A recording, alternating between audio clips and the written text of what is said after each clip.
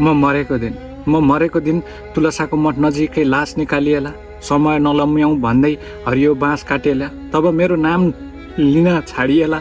शरीरलाई लास भनी बोलाइएला। अन्तिम पटक मुख हेर्छु भन्नेलाई शिर नजिकैको डोरी नबानी राखिएला।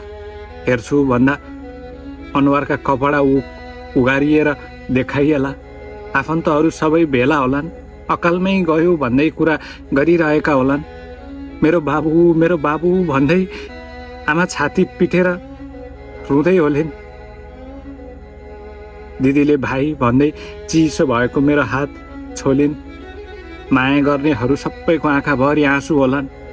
फेसबुकभरि श्रद्धाञ्जली दिनेहरूको लर्को लाइन होला। अब मेरो लास उठाइएला। नलैजानौ भन्दै आफ्नाहरूको पुकार होला। लासमाथि फुल छरिएला। अन्तिम पटक हो भन्दै लासमाथि अबिर छरिएला। काँध फेर्दै घाटसम्म पुर्याइएला। केही मान्छे पहिल्यै घाटमा गई चिता तयार पारिएला। मलाई चितामाथि सुताइएला। श्रद्धाञ्जली भन्दै अजुलीभरि पानी मेरो मुखमा खुलाइएला। सायद त्यो दिन सबैले राम्रो मान्छे थियो, अकालमै मर्यो भन्लान्। लासमा आगो लगाइएला। अस्तु पानीमा बगाइएला। त्यसपछि सबै घर जालान् अनि बिस्तारै मलाई भुल्लान् है। बिस्तारै मलाई भुल्लान्। सायद म मरेपछि यस्तै हुन्छ होला है।